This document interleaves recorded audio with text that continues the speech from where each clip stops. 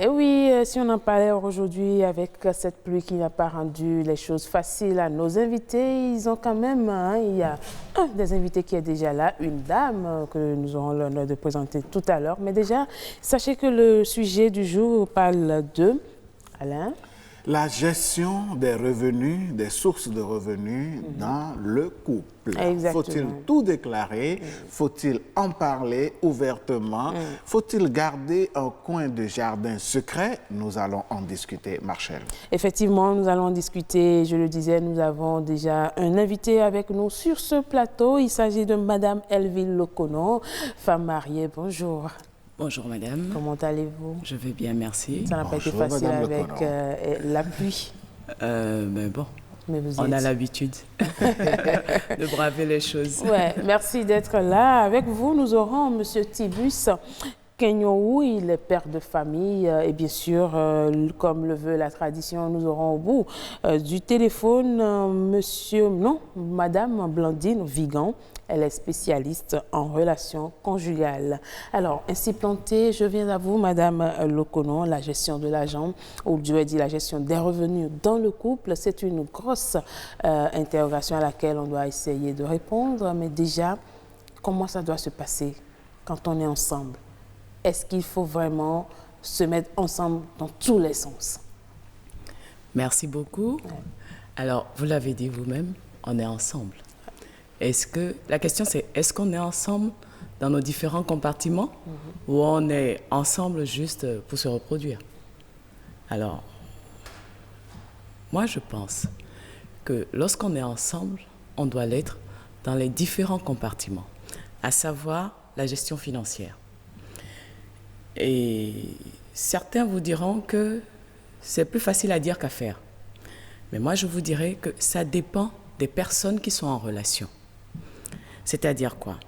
Lorsque vous avez un homme qui ne comprend pas que sa responsabilité, c'est de pourvoir aux besoins de sa famille, qui ne comprend pas que c'est lui le premier à s'engager financièrement aux côtés de sa famille, qu'il n'a que cette famille et non d'autres créées et entretenues dehors. Lorsque vous avez une femme qui n'est pas totalement impliquée dans son foyer, qui vit une certaine réserve à son niveau pour dire « Ah, les hommes, on ne sait jamais, il faut avoir un plan B », oui, ça va être compliqué d'être ensemble également au niveau financier. Mais c'est un couteau à double tranchant. C'est pour ça que je dirais que ça dépend des personnes qui sont en relation.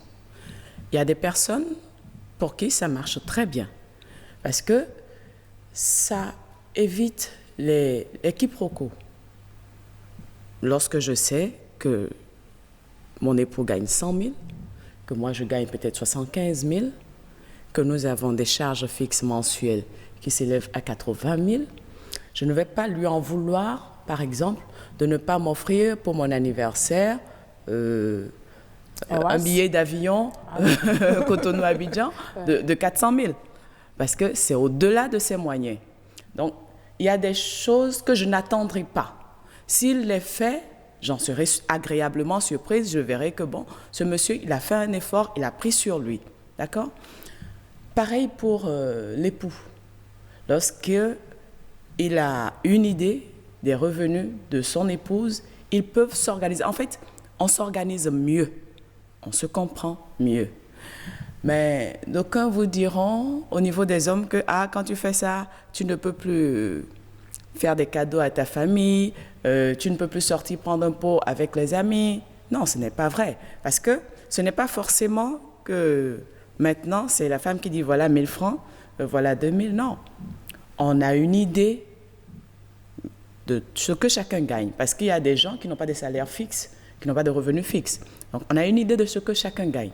On a une idée de nos charges mensuelles. OK, moi, je vais prendre sur moi la facture de l'électricité. Par contre, toi, prends la première tranche de la scolarité et ceci, cela. Mais comment l'autre gère à son niveau? On ne s'en mêle plus parce qu'il faut quand même qu'il ait un peu de latitude. Je crois que le problème, c'est au niveau des personnes qui sont en relation. Si ces deux personnes avares, pingres en relation, non, ça ne marchera pas. Si ces deux personnes qui sont méfiantes, qui ne sont pas abandonnées dans le couple pour dire on est ensemble, vaille que vaille, on est ensemble, non, ça ne marchera pas. Alors, Madame Lokono, moi j'ai bien envie de vous demander, vous avez abordé un peu le côté financier de la chose, mais voyons un peu maintenant le côté matériel, réalisation. Vous êtes en couple et puis un beau jour vous découvrez que l'un des conjoints, l'un de vous a fait des réalisations immobilières par exemple, puis vous n'étiez pas au courant. Qu'est-ce qui peut amener une telle situation? Oui, c'est une illustration parfaite du problème que j'ai soulevé, c'est-à-dire la nature de chacun des conjoints. Vous en avez un, cachotier, qui fait son truc en douce, qui dit rien à l'autre. On observe ça chez les deux. On peut voir ça chez la femme, on peut voir ça chez l'homme. La femme, elle prétend que c'est pour assurer ses arrières. Si un jour l'homme me laisse, au moins j'aurai de quoi. Mais ça veut dire que dans ce foyer-là, elle n'a jamais été rassurée par rapport à son époux, par rapport à ses intentions vis-à-vis d'elle. Le monsieur va vous dire, que ça, il a mis de côté parce qu'on ne sait jamais, les femmes parfois sont accapareuses, tu t'es marié, tu es en communauté de biens et tout, elle va spolier ta famille, elle va spolier tes frères et tout. Donc, lui aussi, il assure ses arrières. Ça veut dire qu'à la base, la confiance ne régnait pas. Justement, il y a un problème peut-être de confiance. Oui. Et ça m'amène à vous demander quel schéma, je parle au pluriel, quel schéma familiaux peut-on adopter pour éviter justement qu'il n'y ait de ces méfiances-là ou de cette mauvaise gestion des revenus dans le couple? Ce que je vais dire va peut-être paraître grotesque, mais c'est depuis la base, dans le choix du conjoint.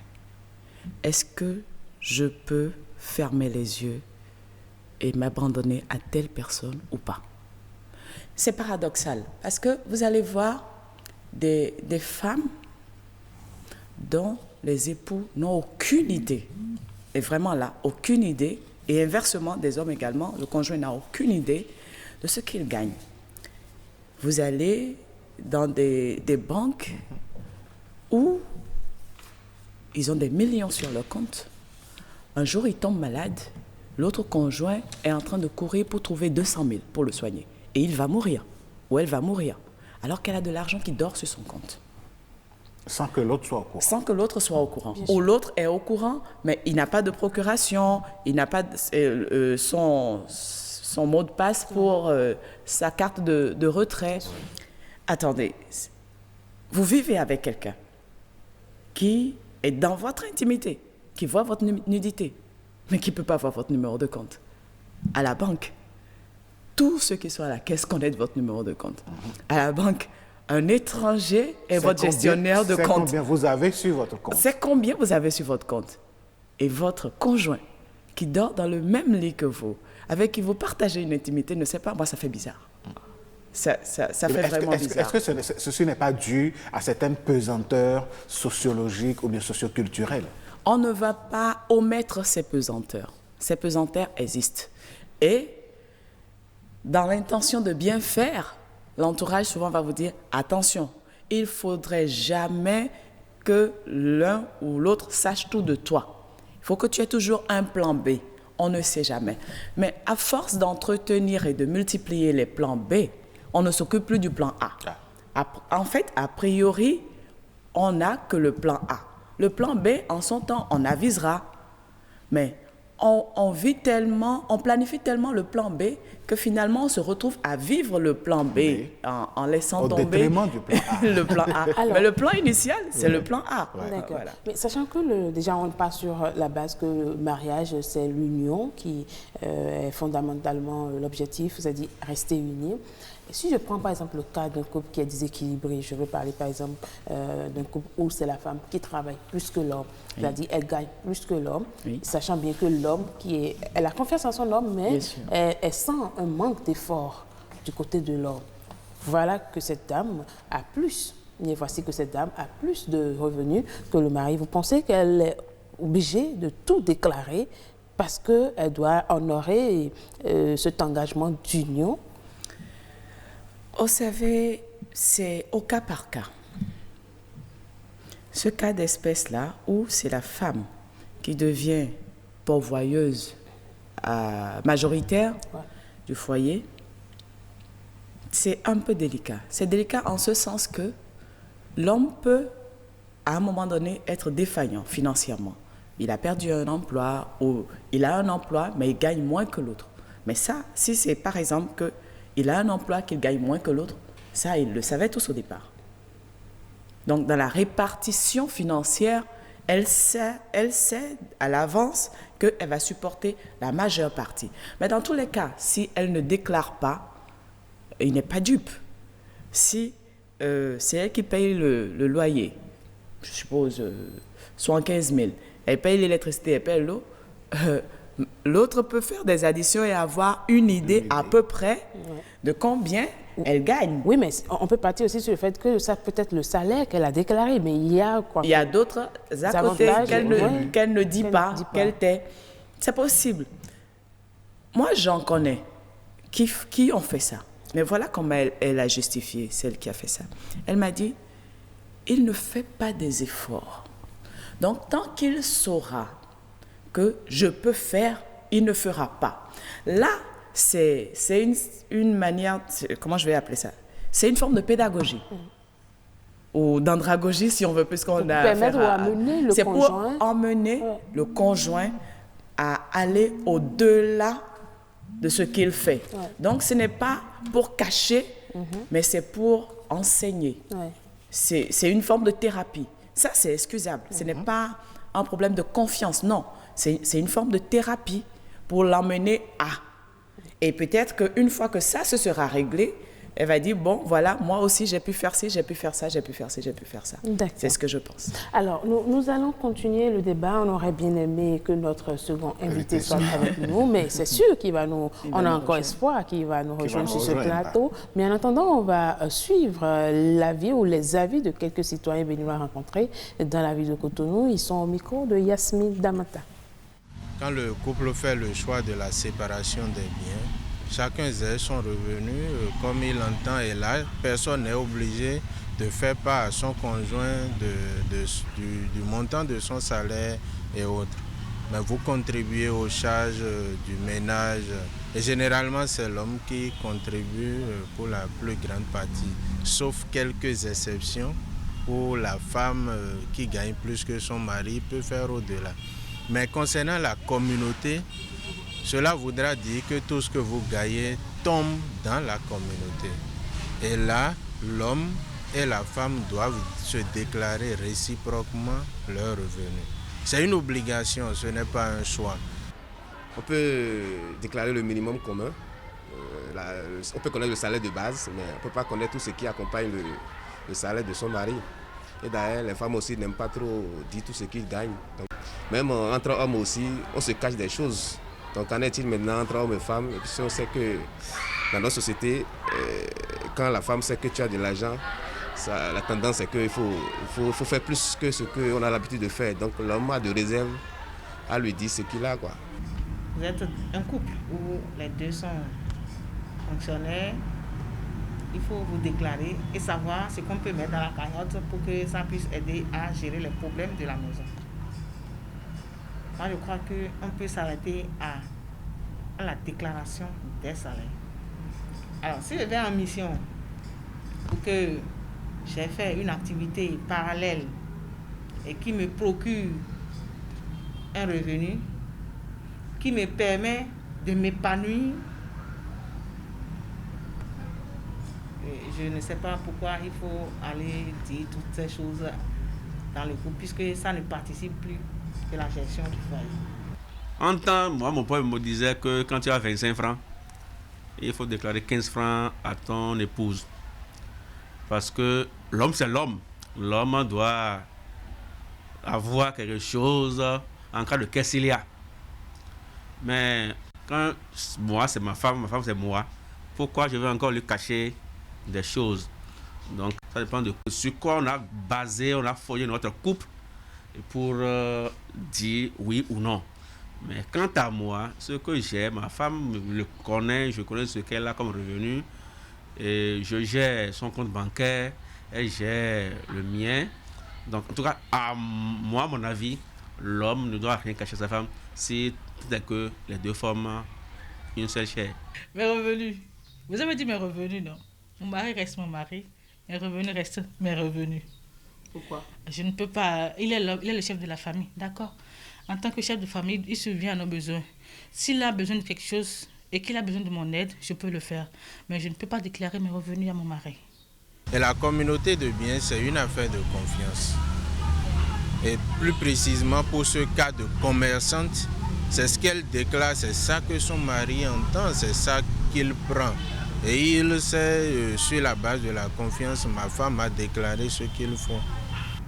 Et avec nos commerçantes que nous connaissons, qui vont seulement à Topa et qui vendent, s'ils vendent le million, qui reviennent à la maison, et peut-être parce qu'ils ont acheté l'article à tel prix, et tout ça là, elle ne peut pas déclarer, mais elle peut dire, moi je participe à cette hauteur-là. Oui, parce qu'il y a des hauts et des bas dans le commerce. Les femmes sont généralement de bon cœur. Si on ne leur touche pas les endroits sensibles qui leur font mal, elle va faire au-delà même de ce que son mari peut penser.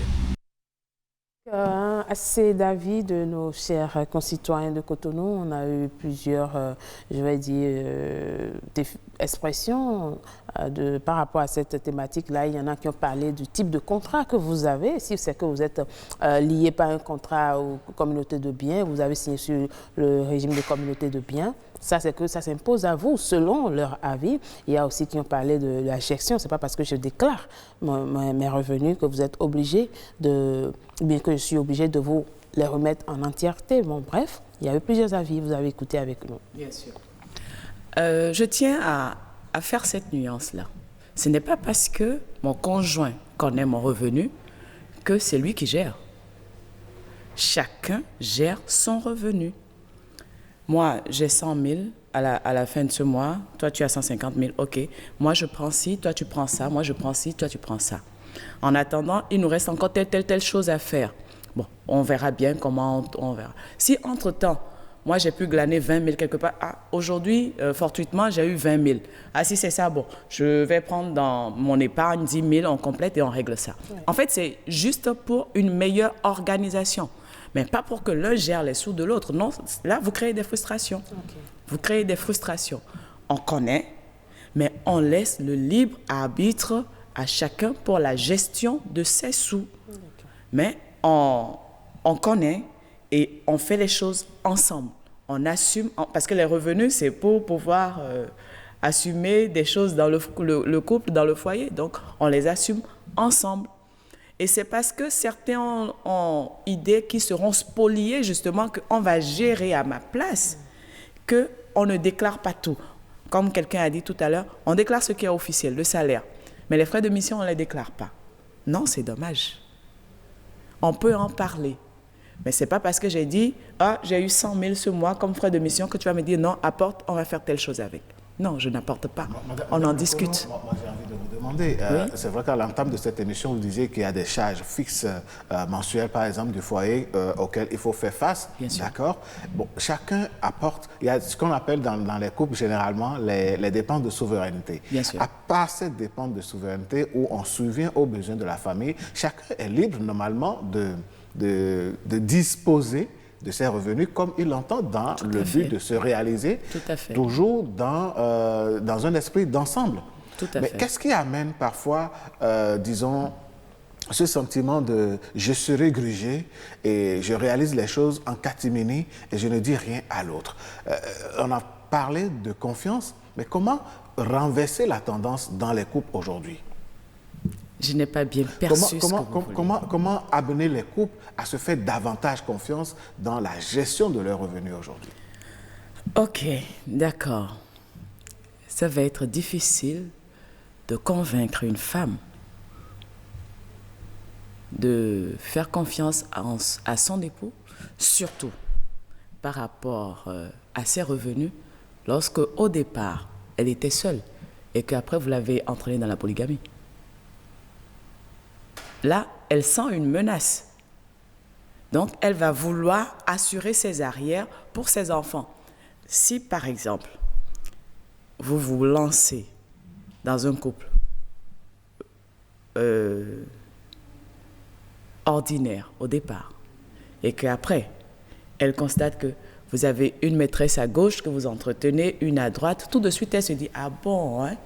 Donc moi, je suis ici, je galère avec toi, et toi, tu prends les sous, et puis tu vas entretenir des foyers dehors. » Ok, d'accord. À partir de ce moment, elle n'est plus dedans. Donc, chacun doit travailler à regagner la confiance de l'autre. Il y a des hommes qui se plaignent aussi, parce que nous avons des femmes, excusez-moi, qui sont particulièrement dépensières. Si mon mari a rang de chef-service, il faut que je fasse des dépenses de rang d'épouse de ministre, quoi. C'est-à-dire même pas qui reflète le statut de mon époux, mais au-dessus. Madame Lokono, je ne vous arrête pas. Nous allons essayer de joindre notre invitée en ligne. Il s'agit de Madame Blandine Vigan. Elle est spécialiste en relations conjugales. Bonjour, Madame. Bonjour madame, bonjour le plateau. Bonjour à vous. Bonjour chers téléspectateurs. Tout le monde vous répond. Alors, comment allez-vous? Nous allons très bien. Aujourd'hui, nous parlons justement de la gestion des revenus dans le couple, comment s'y prendre. Mais déjà, je vous laisse la question du couple toute crue comme ça. Comment s'y prendre pour gérer les revenus quand on est deux dans le couple? Je vous remercie pour la question. Ouais. L'argent est un moyen d'échange pour tout aujourd'hui. Et tant que nous vivons dans ce monde, il est indispensable et on en a besoin. Donc, quand on rentre dans le couple, plus l'argent individuel, mais il devient les finances du couple.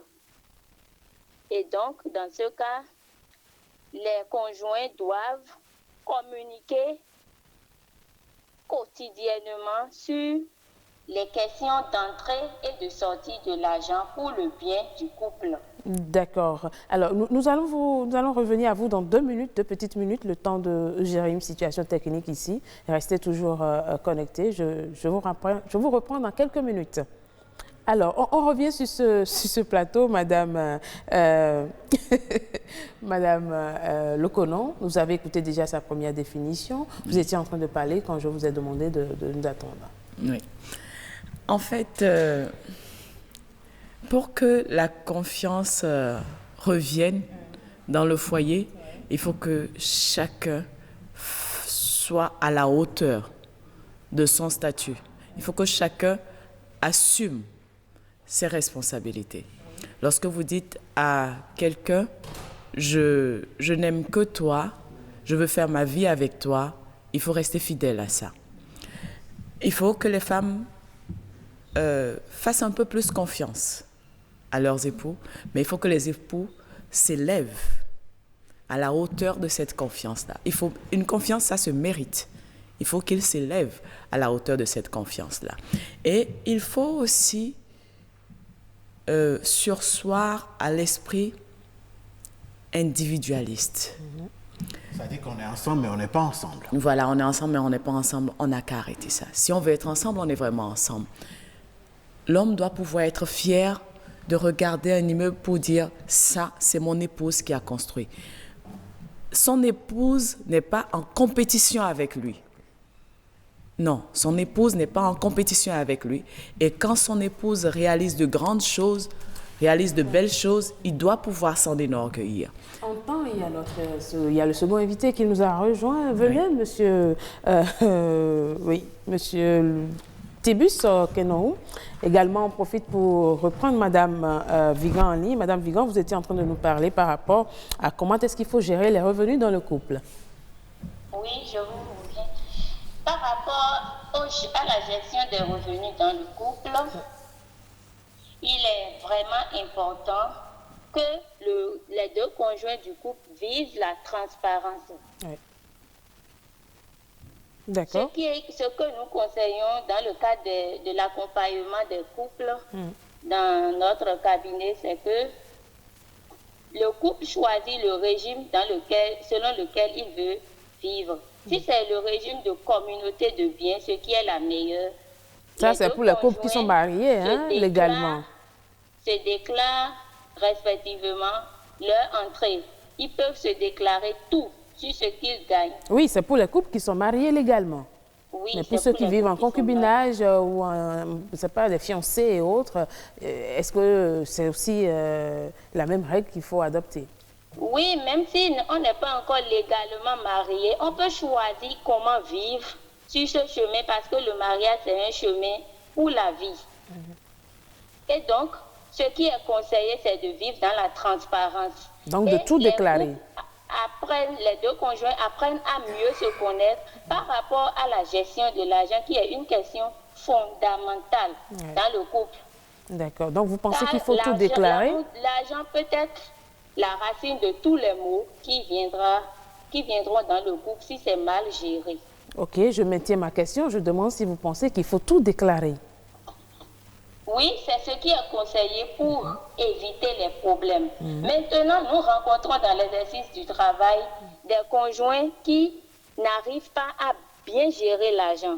On peut trouver dans un couple, soit l'homme gère bien, soit la femme est dépensière, vice-versa. Donc, dans des cas du genre, ce qui est mieux conseillé, c'est que la personne qui est plus économe dans le couple et qui a la sagesse pour gérer équitablement les biens du couple puisse vraiment le faire avec beaucoup de sagesse et accompagner l'autre. Et dans ce cas, on ne peut pas tout déclarer, mais on déclare le maximum et on épargne la suite pour améliorer la comptabilité du couple et éviter de tomber dans des problèmes. Mais tout déclarer, n'est-ce pas un piège pour la partie qui ne gagne pas beaucoup? Celui, par exemple, si c'est la femme ou c'est l'homme qui gagne plus et qui déclare tout, sachant bien que bon, sa femme ou son mari n'apporte rien, est-ce que ce n'est pas un piège quelque part pour l'autre conjoint? Je vous remercie pour la question. Si c'est l'homme qui gagne tout, l'homme doit quand même déclarer à la femme s'il juge que cette femme est une femme vertueuse. Une femme qui a le souci du couple. Et dans ce cas, il n'y aura pas de piège. Mais si nous rentrons dans l'autre cas où la femme, non seulement elle ne fait rien, mais elle mise sur comment dépenser tout ce que l'homme gagne. Si son premier souci, sa priorité n'est pas le bien du couple, le progrès, l'avenir, comment faire pour atteindre les prévisions. Alors, dans ce cas, on ne peut pas tout lui déclarer. Alors, quelques conseils, puisque vous êtes spécialiste en relations conjugales, très rapidement. Ok, je vous remercie. Et les époux doivent discuter et convenir de la manière dont l'argent qui rentre dans le couple doit être géré. Et le mari doit être au courant des réalités de la femme. Et la femme doit être au courant des réalités que vit l'homme. Cela va permettre une gestion responsable des finances du couple. Nous allons également demander que les deux conjoints s'asseyent de temps en temps pour établir le budget du mois. Par exemple, qu'est-ce qu'ils veulent épargner, qu'est-ce qu'ils veulent investir, quels sont les besoins, quels sont les désirs réciproques de chacun. Voilà un peu ce qu'ils peuvent faire, quels sont les passifs, les dettes, factures et loyers. C'est-à-dire le nécessaire à faire pour que la famille se porte bien. Le nécessaire à faire, voilà, pour que la famille se porte bien. Ils doivent réfléchir pour éviter d'être à court d'argent. Combien chaque conjoint a besoin pour faire ces différentes activités, pour ne pas être sous le joug des dépenses familiales. Chacun doit être véridique. D'accord. Voilà. Merci. Et le couple doit être conscient des dangers de la convoitise. D'accord, d'accord. Voilà. Merci beaucoup à vous, Madame Blandine Vigan. Je rappelle que vous êtes spécialiste des questions de relations conjugales, ou bien je vais dire spécialiste en relations conjugales. Merci de nous avoir apporté toutes ces précisions dans ce débat. Alain Soutumain, on revient sur le plateau. Nous revenons sur ce plateau, mesdames, messieurs. Entre-temps, notre second invité nous a rejoint, monsieur Trikorche Kenyou. Alors, dites-nous, bonjour, dites-nous déjà, tout de go, comment vous gérez vos revenus avec votre épouse dans votre couple? Ok, je remercie pour cette opportunité. Ouais. Je pense, pour aller tout droit à la question, que il est nécessaire d'être transparent quand on est en couple. Et c'est pour cela que depuis, parce que moi je suis marié légalement, depuis que nous étions en relation de fiançailles, nous avions opté pour la transparence, pour faire les choses de manière claire, pour qu'il n'y ait pas de challenge imprévu par la suite. Donc nous avons établi, sur la base des revenus des deux, nous avons établi un budget mensuel que nous nous efforçons bien sûr de suivre. C'est pratique, dans le sens où ce n'est pas à la fin du mois que vous allez commencer à vous poser des questions sur comment est-ce qu'il faut répartir les revenus, ou qui va prendre ceci, ou qui va prendre cela, ou quelle part va revenir à la gestion je prends un exemple, des factures, ou bien du repas familial, et puis tout ça, ou de l'argent de poche qui doit revenir à chaque personne. Et j'en profite pour dire qu'à ce niveau-là, les femmes sont vraiment intelligentes parce qu'elles veulent... Il y a deux femmes sur ce plateau. C'est vrai que l'équilibre est établi. Elles réclament Merci beaucoup. Une bonne partie. Les femmes ne s'offrent pas des parties de billets. Ça commence bien. Ouais. C'est pour dire que dans mon couple à moi, c'est la transparence. Tous les revenus sont déclarés de façon consensuelle. Le budget est établi déjà, et dès que les revenus viennent, on ne se pose plus la question de savoir... Alors, maintenant, si on va dans le cas général, oui, où un conjoint ne déclare pas tout à l'autre, et voilà que la famille doit faire face à toutes les dépenses, quel mécanisme mettre en place s'il n'y a pas cette transparence-là? Je pense que d'abord, c'est une situation difficile. C'est une situation difficile où le conjoint qui est obligé d'agir de la sorte ne le fait pas toujours de bon cœur. Peut-être que l'autre conjoint, à cause de ses agissements, quelqu'un qui dépense sans tenir compte des limites, quelqu'un qui ne fait pas preuve d'honnêteté lui-même vis-à-vis de l'autre conjoint pour lui dire tout ce qu'il a en termes de revenus. Donc tout cela fait que déjà, l'un des conjoints peut se dire, s'il ne le fait pas, il n'y a pas réciprocité. Donc ça. Alors, je reviens à vous, Madame Lokono. Vous avez écouté notre spécialiste. Elle a évoqué un certain nombre d'aspects. Mais ce qui, je reste sur ma faim, je prends par exemple le cas où c'est peut-être pas la femme, c'est le mari qui travaille. La femme, elle est ménagère. Donc, tout ce qui vient à la maison, ça vient de la part du mari.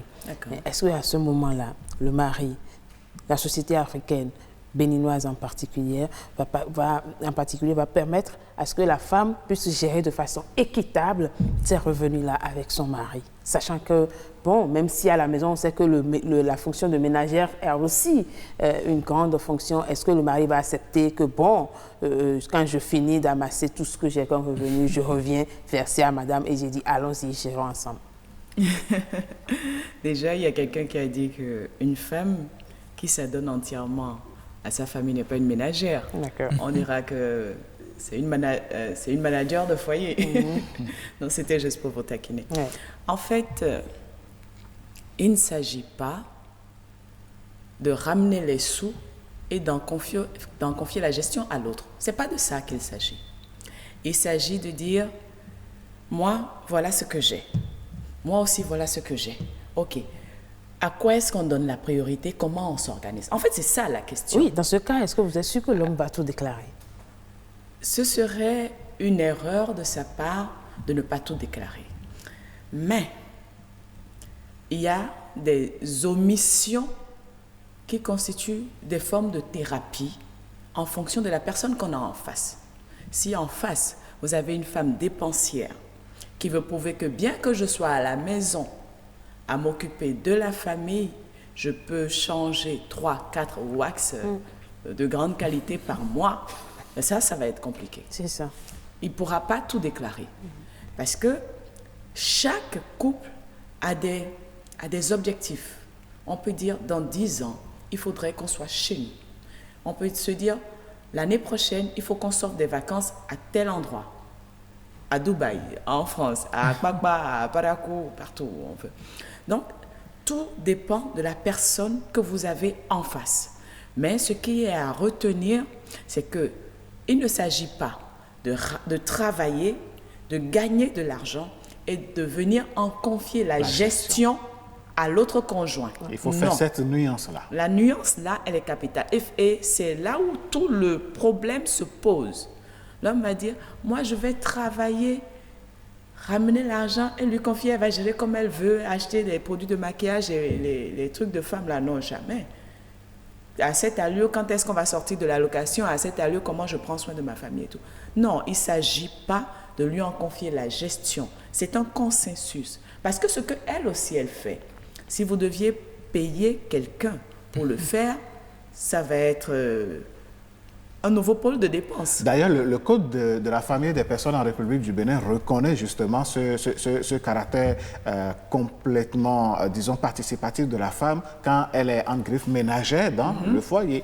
Tout à fait. Oui. Si c'était une société, on dirait qu'elle fait un apport en nature. Vous avez fait un apport en numéraire, mais elle l'a fait apport en nature. Donc, ça peut s'évaluer. Bien sûr. Nous allons laisser M. Tibus intervenir très rapidement sur cette question et on va passer à la lecture de quelques messages. Ok. Alors, si je crois que je rejoins parfaitement ce que vous avez dit. Oui. C'est une question de perception. Et il ne faut pas se dire que je gagne de l'argent et puis je viens remettre ça à mon épouse pour qu'elle gère. Ce n'est pas du tout de ça qu'il est question. Il est plutôt question de s'entendre pour gérer le budget familial. Et chacun apporte ce qu'il a. Le mari qui, pour une raison ou une autre, est le seul à apporter des revenus financiers dans la famille, doit quand même comprendre qu'il gagne cela pour sa famille. Et quand je parle de famille, je ne parle pas uniquement de son épouse, parce qu'il y a des enfants également. Il y a également les parents qu'il faut soutenir de temps à autre. Donc, il faut qu'on quitte cette perception restrictive qui, je pense,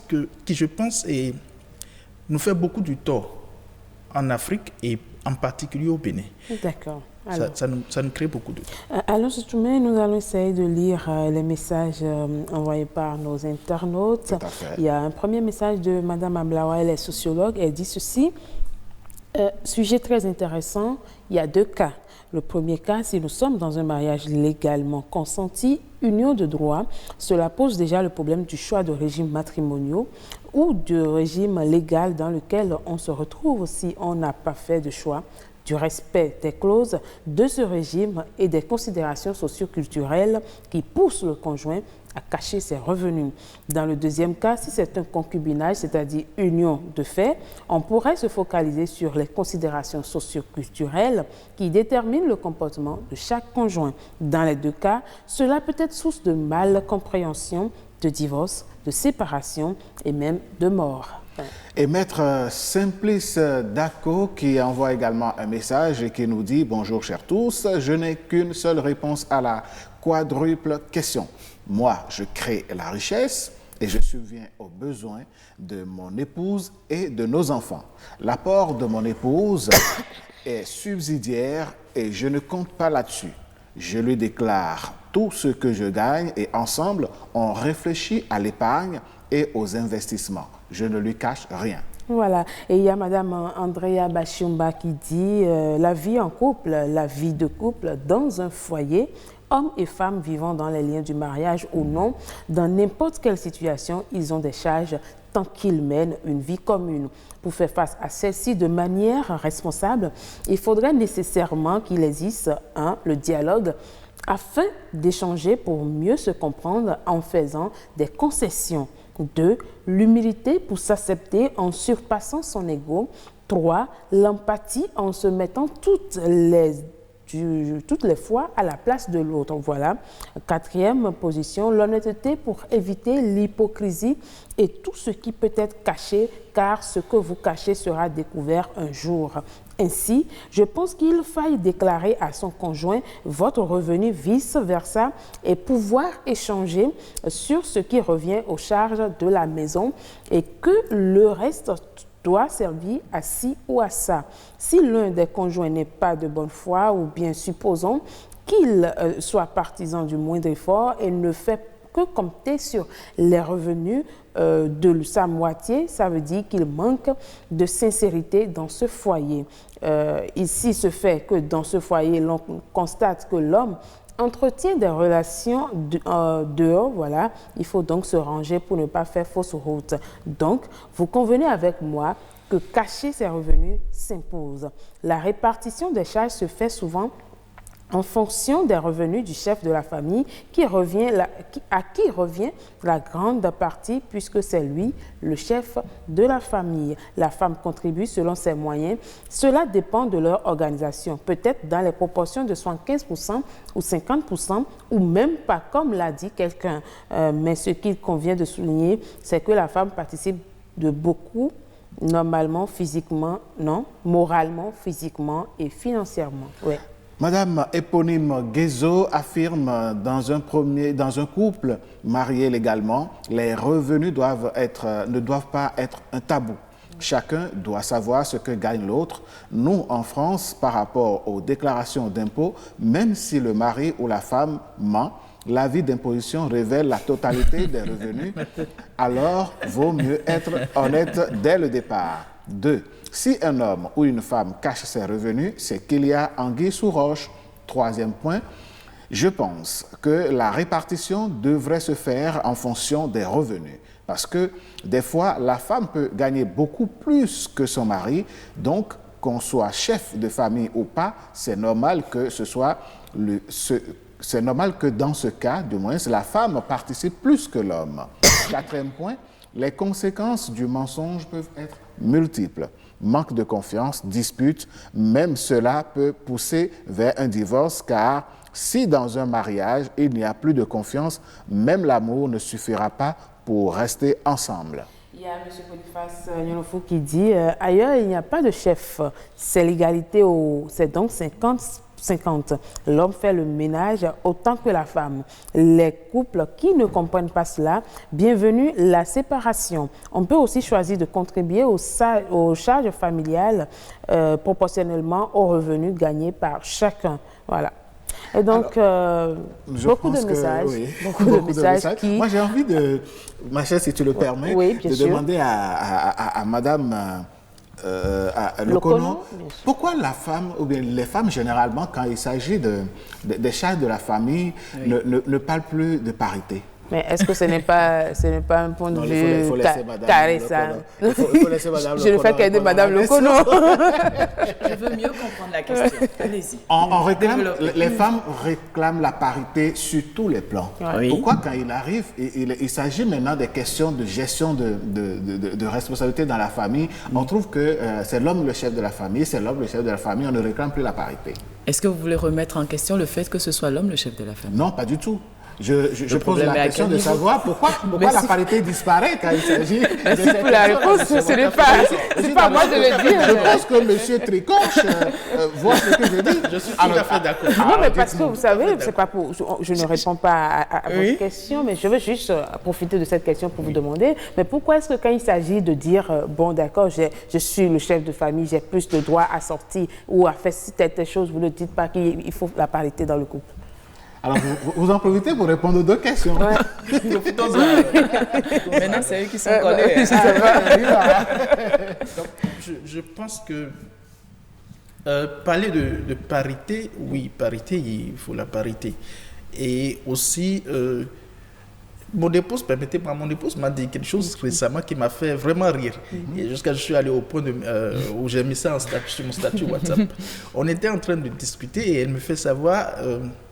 que ses besoins, parce que dans la répartition familiale, il y a la part qui revient à chaque personne pour ses besoins personnels. Elle me dit, d'ailleurs, elle est déjà en fait, dans la répartition, ce qu'elle perçoit est déjà supérieur à ce que je pense.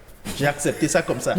C'est son droit, ok? Et malgré ça? Malgré ça, elle me dit, mais je dois commencer à acheter une pommade, je dois commencer à acheter un lait, et puis tout ça, des soins corporels. Ah là, mais il faut qu'on augmente. J'ai dit, mais déjà, tu prends plus que moi. Il n'y a pas de problème, parité. J'ai accepté ça. Maintenant, au-delà de la parité, il faut une parité supérieure. Moi, je vais vous expliquer pourquoi elle a dit ça. Expliquez-moi. Parce que sûrement qu'elle a compris que vous avez besoin davantage. Donc, elle veut que vous lui donniez les moyens de vous en offrir davantage. Merci beaucoup. Donc, quand on veut quelque chose, il faut mettre les moyens. Il aurait pu exprimer le besoin. Dans un autre contexte, il aurait dit que c'est de l'extorsion. En tout cas, elle a compris que vous avez besoin qu'elle ait une peau plus soyeuse. Il aurait pu exprimer ce besoin. On ne peut pas faire des omelettes sans casser les œufs. Votre dernière prise de parole. Non, je pense que pour un équilibre au sein du foyer et pour la pérennité du foyer et pour le bien-être des enfants qui en naîtront, il faut opter pour la transparence. Il faut se dire tout. Il faut se dire tout. Si vous me permettez, il y a beaucoup de couples où il est arrivé qu'après le décès du mari, la femme se rend compte qu'il avait des biens ou des revenus ou des comptes bancaires non déclarés. Et vous voyez un peu ce que ça peut avoir comme impact. Il y a des drames qui se jouent autour de ça. Impact émotionnel sur la femme, et pas seulement sur la femme, mais sur les enfants également. Donc, il était avec nous pendant tout ce temps, il partageait tout avec nous, mais cela ne l'a pas empêché de nous cacher des choses importantes. Monsieur Kenyou, merci beaucoup. Madame, un dernier mot? Quelques secondes. Un dernier mot, je dirais confiance, transparence, mais responsabilité financière. D'accord. Merci beaucoup à vous, chers invités. Merci. Je rappelle que nous avions eu M. Tibus Kenyou, père de famille, nous avons eu un très bon débat. Ça va se poursuivre certainement dans les coulisses. Absolument. Madame Elvire Loconon, comme d'habitude, toujours sur sa position. Merci d'avoir participé à ce débat. Et également, nous disons merci à Madame Blandine Vigan. Elle est spécialiste en relations conjugales. Elle a également apporté sa pierre à l'édifice.